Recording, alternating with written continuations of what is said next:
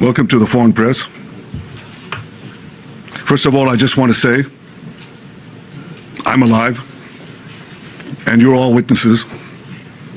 And now that I dispatched this piece of fake news, I want to give you an update on Operation Roaring Lion.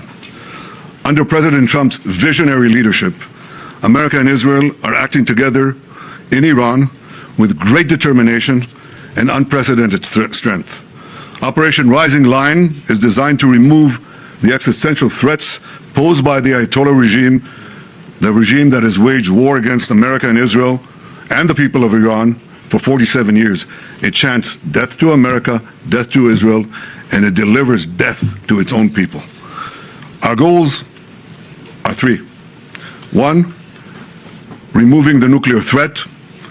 Second, removing the ballistic missile threat, and removing both of these threats before they're buried deep underground and become immune from aerial attack. And third, this means creating the conditions for the Iranian people to grasp their freedom to control their destiny. Today, the Ayatollah regime is not only attacking America, not only attacking Israel, not only attacking the Iranian people, it is attacking the entire Middle East and beyond. They've attacked civilians and Americans and American assets in Iraq, Kuwait, Saudi Arabia, Bahrain, Qatar, UAE, Oman, and they've even attacked through their proxies Cyprus and Europe. We've warned for decades that their ballistic missile program would be used to attack these targets far and wide, and if they're not stopped, that's just the beginning. The death cult in Iran is trying to blackmail the world by closing a key international maritime route, the Straits of Hormuz. It won't work. Israel is helping in its own way, and intel and other means, the American effort to open the Straits of Hormuz, rather. But I want to ask you to imagine how the Ayatollah regime would be able to blackmail the entire world if they had ballistic missiles with nuclear warheads. Just imagine what they would do. Look at what they're doing now and imagine what they would do if they had ballistic missiles, international range ballistic missiles, and nuclear-tipped warheads. Just imagine what a great threat that would be. So today, Israel and the United States are protecting America, Israel, the entire Middle East, but I venture to say the entire world. Despite the fake news that is unfortunately being spread, since the start of the war 20 days ago, we are winning and Iran is being decimated. Iran's missile and drone arsenal is being massively degraded and will be destroyed. Hundreds of their launchers have been destroyed, their stockpiles of missiles are being hit hard, and so are the industries that produce them. That's important. In Rising Lion, we destroyed missiles and we destroyed a lot of the nuclear infrastructure. But what we're destroying now are the factories that produce the components to make these missiles and to make the nuclear weapons that they're trying to produce. We're wiping out their industrial base in a way that we didn't do before. Iran's air defenses have been rendered useless. Their navy is lying at the bottom of the sea. Today we hit the other part of their navy in the Caspian Sea. Their air force is nearly destroyed. Iran's command and control structure is in utter chaos. And I can tell you that there's still more work to do, and we're going to do it.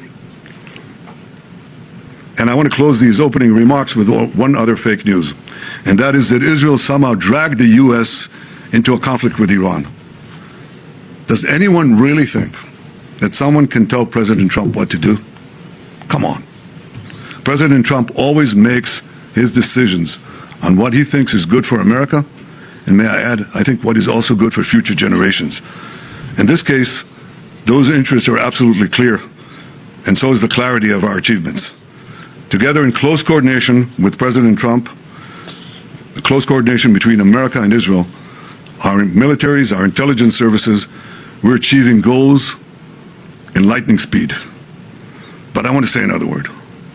It's been said that for 40 years, I've been saying that Iran is a danger to Israel and a danger to the world.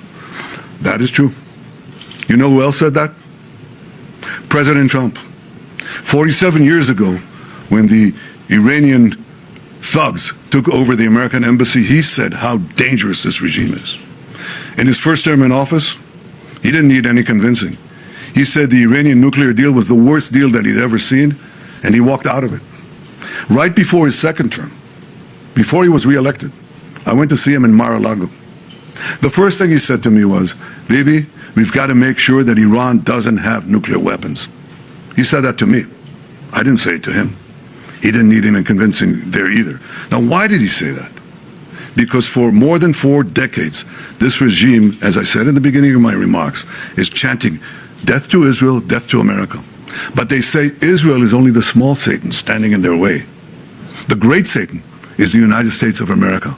And these ideological fanatics, these lunatics, define their raison d'etre, their reason for being, is wiping out Western civilization and America that leads it. They have claimed the lives, they've maimed and wounded thousands of Americans in Iraq and Afghanistan. They killed the American Marines in Beirut. They bombed your embassies. They tried to assassinate the American president, Donald Trump, not once, but twice. Now they blackmail for oil. Just imagine what they would do, what they're capable of doing, if these lunatics had nuclear weapons and the means to deliver them to every American city and every European city and everywhere around the globe. This is a danger for the entire world. It's certainly a danger for Israel. It's certainly a danger for America. We see eye to eye on that. President Trump and I, Israel and America. But I think if people are honest, if leaders are honest, they would understand that we're not only fighting our fight, we're fighting their fight. I speak to dozens of world leaders. Dozens. They all know that. And privately, they all say that. They say that privately, but I say it publicly. The world owes a debt of deep indebtedness to President Trump for leading this effort to safeguard our future. Mr. Prime Minister, Jeremy Diamond, CNN. Nice to see you. You've assassinated Iran's supreme leader and dozens of other senior Iranian officials. The result of that so far has been the appointment of a new supreme leader considered to be even more hardline than his father.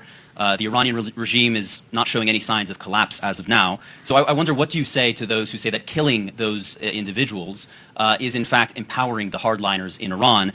And are you confident that your strategy will still lead to regime change? And then secondly, if I may, you've also indicated today that you made a commitment to President Trump not to strike these oil and gas facilities in the future. Should President Trump come to you one day and say, oil prices are too high, it's time to end this war, will you listen to him? And do you need the United States in order to continue this campaign alone? Was that a single question? Jeremy, you really hogged it, but I'll answer your questions. I'm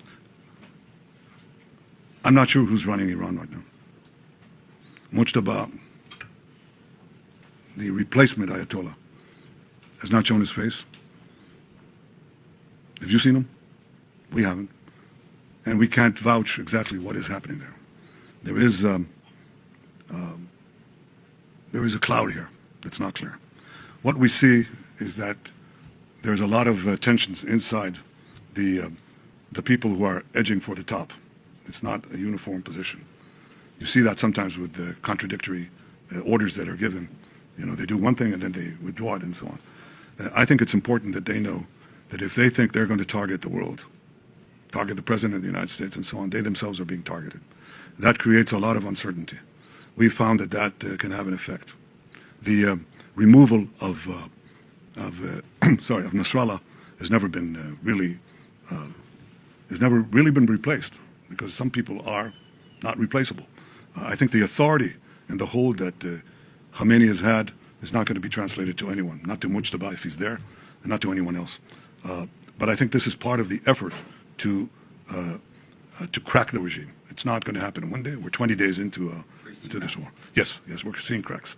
We're seeing cracks, and we're trying to propagate them as fast as we can. Not only in the top command, we're seeing cracks in the field. It's sort of like a hollowed out, rotten piece of wood that's holding on the outside, but there's a lot of rot inside. We're seeing some defections. We're seeing fear and trepidation in the IRGC units that are manning the ballistic missiles. You know why? Because they're afraid to die.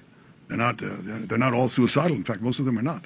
So we're seeing cracks, but we're going to hit them again and again. The minimum thing we want to do is, again, erase the industrial capacity that they had to produce these weapons. They'll have to build it from a start, and that's very hard. It's very hard to do underground, too. So they're not going to be able to just take the pieces and move them below the earth. It's going to be a lot harder for them. But ideally, if it cracks enough, and with some other things that I won't get into, yes, the regime could change. Is it guaranteed? No. And is it up to the Iranian people in the final accounting to make use of the conditions that we're doing in weakening this regime? We'll see. I cannot tell you. They're very brave, by the way. I don't come and criticize them in any way. I think they're very brave. I think they've suffered enormously. And the question is, will we have a meeting ground between the weakening of the regime and the rising of the people in many ways that could develop? We'll see. On the oil and gas questions, I can only tell you this. Look, I don't think any two leaders have been as coordinated as President Trump and I. He's the leader. I'm, his ally. America is the leader. Israel is, as the National Security Memorandum described us, I think a month ago, 6 weeks ago, I think, something like that. They called Israel the model ally. That's how they call it, the model ally. It's not a superpower, but America is seeking around the world, and you hear it from the speeches of President Trump and others in the administration. They say, where are you? We've helped you all these years. Where are you when we're doing something that is as important, at least as important for you as it is important for us? And yet one country is there. And against all the vilifications that are leveled at Israel, Israel is sponging off America and all that. No, it's not. It's not. Israel is a brave country, a resolute country with an incredible army, incredible soldiers, incredible courage. And we're fighting alongside the United States when the chips are down. We're fighting with the United States. We're fighting for a common goal. So I can tell you that that's the most important coordination. But in practice, President Trump and I speak regularly. We discuss things. Our staffs discuss things. Our militaries are in close coordination as never before. But ultimately, President Trump makes his own decisions. And do I respect them? Yes, I do. The question is whether you would or could continue the war without... Just one question, Jeremy. Thank you. Could you without the United States? Without the refueling capabilities, for example? We're going to close. Thank you so much. Thank you, Mr. Prime Minister. You Thank exhausted you, your everyone, questions. for your questions today.